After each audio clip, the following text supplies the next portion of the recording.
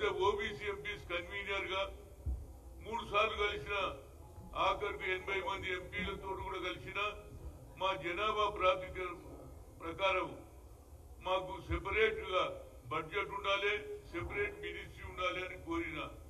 దానితో పాటు కులగన కూడా జరగాలి, క్యాస్ట్ వైజ్ సెన్సస్. అది చేయలే, ఇది చేయలే. కానీ రాహుల్ గాంధీ గారు అగ్ర కులాల్లో పుట్టిన బడుగు బలహీన వర్గాల గురించి ఇందిరాగాంధీ మన్మడుగా, రాజీవ్ గాంధీ కుమారుడుగా, సోనియా గాంధీ తల్లిగా ఆయన పనిచేసిన తీరు ఇవాళ మొట్టమొదటిసారిగా మన రాష్ట్రంలో ఏది కర్ణాటక నుంచి మొదలుపెట్టి, కేరళలో మొదలుపెట్టి కర్ణాటక వచ్చి ఇక్కడ చెప్పిన తర్వాత ఆనాడు ఉన్నటువంటి పిసిసి అధ్యక్షుడు రేవంత్ రెడ్డి గారు తప్పనిసరిగా దీన్ని అమలు చేయాలని ఆలోచన చేసి అసెంబ్లీలో గెలవగానే మొట్టమొదటిసారిగా బిల్లు పెడతామని చెప్పాడు. కేబినెట్ లో నిర్ణయం తీసుకున్నాడు. యావత్ భారతదేశంలో ఇది ఒక దిక్సూచి. ఆయన ఆలోచనను మొట్టమొదటిసారిగా ఇంప్లిమెంట్ చేసిన ఏకైక నాయకుడు అంటే అది రేవంత్ రెడ్డి గారే. దానికి కారణం ఏంటంటే రాహుల్ గాంధీ ఆలోచన సరి అయిన ఆలోచన. పేదవారి గురించి ఇందిరాగాంధీ గరీబీ హఠావ్ అనే నినాదాన్ని మరొకసారి వన్మడుగా పూర్తి చేస్తున్నాడు. దాన్ని అమలు చేసిన రేవంత్ రెడ్డి గారికి, ముఖ్యంగా కులగన జరిగిన తర్వాత దానికంటే ముందు కామారెడ్డిలో సిద్ధరామయ్య కర్ణాటక ముఖ్యమంత్రి రేవంత్ రెడ్డి గారు ఏది బీసీలకు సరి అయిన న్యాయం చేయాలని బీసీ డిక్లరేషన్ చేశారు. అక్కడ 42% ఇస్తానని హామీ ఇచ్చాడు. దాన్ని నెరవేరుస్తామని చెప్పడం కూడా అసెంబ్లీలో కూడా చెప్పడం జరిగింది. నా ఉద్దేశంలో యావత్ భారతదేశంలో కులగన జరుగుతూనే మెజార్టీ మోర్ దాన్ 50% పైన ఉన్నాం. 54 నుంచి 56 వరకు ఉన్నాం. దానికి కారణం ఏంటంటే అట్టడుగున్న ప్రజలకు ఇప్పటి వరకు న్యాయం జరుగుతలేదు. అందుకుంటే రాహుల్ గాంధీ గారు ఏమన్నారు, 90% ఉన్న జనానికి అన్యాయం జరుగుతుంది, 10% ఉన్న వాళ్ళే అగ్ర కులాలు లాభపడుతున్నారని చెప్పడం. దానికి నిదర్శనమే ఇవాళ రాహుల్ గాంధీ గారు ఆలోచన చేసి ఈ నిర్ణయాన్ని అన్ని రాష్ట్రాలలో ఇంప్లిమెంట్ చేయాలని ఆలోచన. కానీ మొట్టమొదలు తెలంగాణలోనే ఈ ఉద్యమం జరిగింది. దానికి పరిణామాలు కూడా వచ్చినాయి. ఈ పరిణామం ద్వారా 42% ఇచ్చి తీరుతా అన్నాడు. దానికి నేను as a OBC MPs convener గా గతంలో IIT, IIM, all India institute of medical sciences లో రిజర్వేషన్ లేదని సుప్రీంకోర్టు కొట్టేసింది. అప్పుడు సోనియా గాంధీ గారు యూపీఏ చైర్పర్సన్ గా మన్మోహన్ సింగ్ గారు చెప్పి పార్లమెంట్ లో బిల్లు పెడితే అన్ని రాజకీయ పార్టీలు దానికి మద్దతు పలికింది.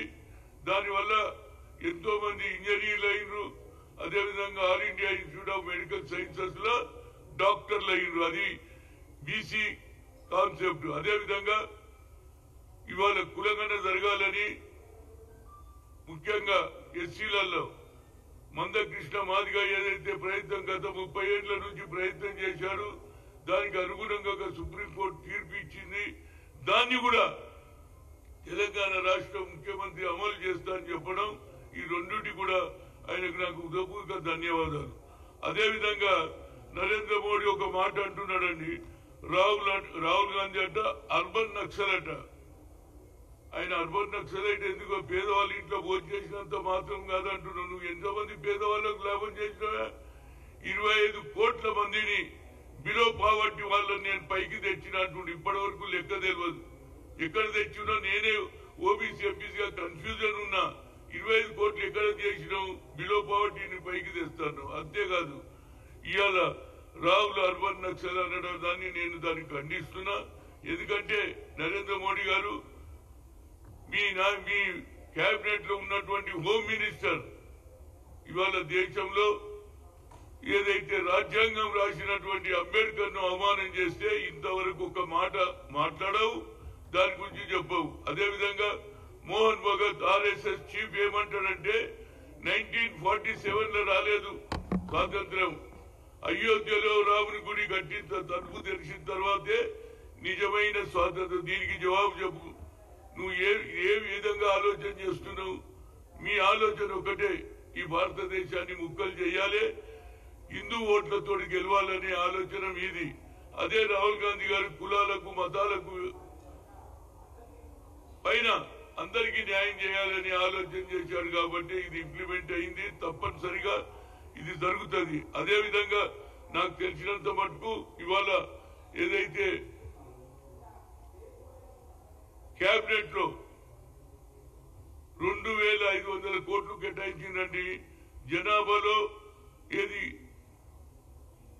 140 కోట్ల మంది జనాభాలో 2500 కరోడ్స్ ఏం సరిపోతాయండి? అదేవిధంగా మన రాష్ట్రంలో 8500, అదేవిధంగా ఆంధ్రలో ఎక్కువ జనాభా ఉంది కాబట్టి 39,000 చేశాడు. కనుక ముఖ్యమంత్రి గారిని నేను కామారెడ్డిని అడిగిన ఈ డిక్లరేషన్ అప్పుడు, అయ్యా మాకు చాలా జనాభా ఎక్కువన్నది, మా బడ్జెట్ పెంచమని. అందుగురించి ముఖ్యమంత్రి గారిని కోరుతున్నా 20,000 crores పెడితేనే అప్పుడు ఏది చిన్న చిన్న పనులు వృత్తుల వాళ్ళందరికీ కూడా లాభం అవుతుంది, వాళ్ళందరూ బాగుపడతారు. అదేవిధంగా దీనికి కూడా ఏదైతే ఎస్సీ ఎస్టీలకు సప్లైన్ చేస్తున్నారో అదేవిధంగా సప్లైన్ బీసీలకు కూడా పెడితే మా బడ్జెట్ సెపరేట్ ఉంటుంది, దానికే ఖర్చు అవుతుంది. కొన్ని బడ్జెట్ శాంక్షన్ అయితే అది మళ్ళీ వేరే దిక్కు